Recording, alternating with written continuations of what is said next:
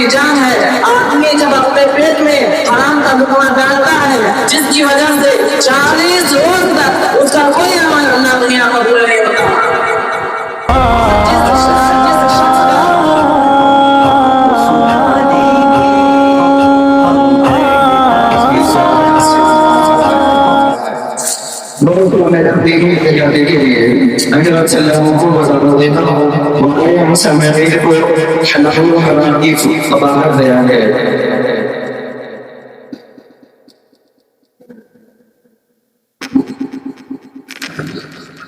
السلام علیکم ورحمۃ اللہ وبرکاتہ.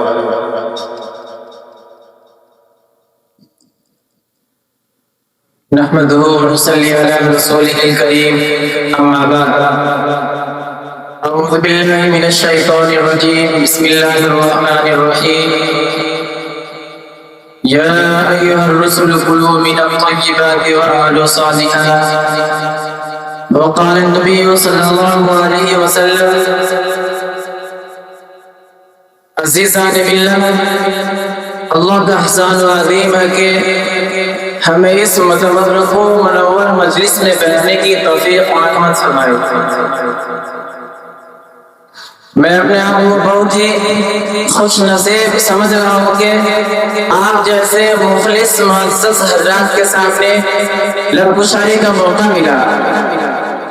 رب الجلال سے ارشاد ہے کہ ہمیں سننے سے زیادہ عمل کی توفیق عطا فرمائے. میرے مولا سبحان مال حرام کی قباحت و حلال کی فضیلت بیان کرنا ہے. محترم حضرات، آج ہم بے دھرم جو سامنے آ جائے کھا لیتے ہیں. ذرا بھی خیال پیدا نہیں ہوتا کہ یہ کھانا کس طرح کا ہے. حرام مال کا استعمال شریعت کی نظر میں سخت اور ناپسندیدہ اور آخرت میں بدترین عذاب کا سبب ہے. زیادہ تر لوگ حرام کمائی اور ناجائز شوہرت گزاری کے ذریعہ جہنم کے مستحق ہوں گے. اللہم احفظنا منہ. تاجدار مدینہ نے ارشاد فرمایا، اس ذات کی قسم جس کے قبضے میں محمد کی جان ہے، آدمی جب اپنے پیٹ میں حرام کا لقمہ ڈالتا ہے جس کی وجہ سے 40 روز تک اس کا کوئی عمل اللہ دنیا قبول نہیں ہوتا. اور جس شخص کا گوشت حرام مال سے پلا بنا ہو اس کے لیے تو جہنم بھی مناسب ہے. محترم حضرات، مال و دولت کی خواہش ایسی چیز ہے جو انسان کو مال بٹورنے پر آمادہ کرتی ہے. آپ صلی اللہ علیہ وسلم نے فرمایا، مال کی بھوک مرنے تک نہیں مٹتی اور مالدار کا جو مال بڑھتا ہے ویسے ویسے مزید مال کی خواہش بڑھتی رہتی ہے. اور اس خواہش کو پورا کرنے میں وہ حلال و حرام کی تمیز نہیں کرتا. آپ صلی اللہ علیہ وسلم نے فرمایا، حرام مال کھانے والے کی دعا قبول نہیں ہوتی. بہت سے آدمی عبادت وغیرہ میں مشقت اٹھاتے ہیں، پھر اللہ کے سامنے اپنے ہاتھ دعا کے لیے پھیلاتے ہیں اور یا رب گزارتے ہیں، مگر ان کا کھانا حرام، ان کا پینا حرام، ان کا لباس حرام، تو ان کی دعا کیسے قبول ہو سکتی ہے؟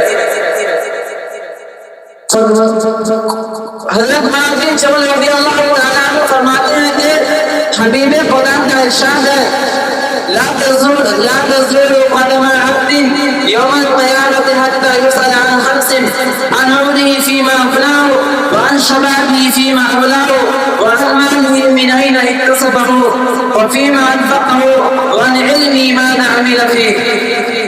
قیامت کے دن آدمی کے قلم اپنی جگہ سے نہیں بنائیں گے جب تک کہ اس سے 5 سوال نہ کر لیا جائے.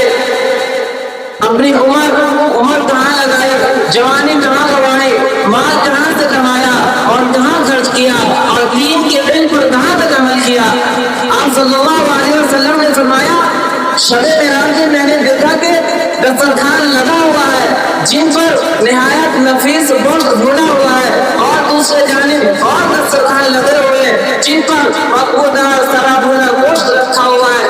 کچھ لوگ ہیں جو عمدہ گوشت کے پاس بھی نہیں آتے اور سڑے ہوئے گوشت کو کھا رہے ہیں. میں نے پوچھا، جبریل یہ کون لوگ ہیں؟ فرمایا، آپ کی امت کے وہ لوگ ہیں جو حلال کو چھوڑ کر حرام کی طرف رغبت کرتے تھے. پھر میں کچھ اور چلا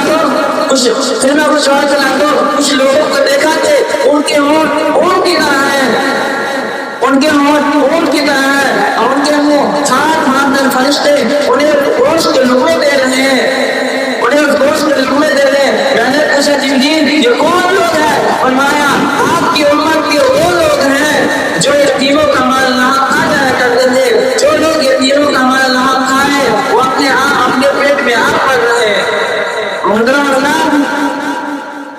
कब्र में सबसे पहले इंसान का पेट करेगा, इसलिए जो शख्स भी कुदरत रखे वो पाकीज़ा इंसान के अलावा इस्तेमाल न करे, क्योंकि माल हराम बेफायदा जगहों पर खर्च होता है, धन की बरकत खत्म हो जाती है।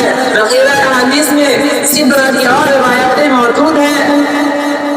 जिसको मतलब साहिब ईमान को हर दिन ये जरूरत नहीं होनी चाहिए कि वो अपने आमदनी में एक हराम का शामिल करे।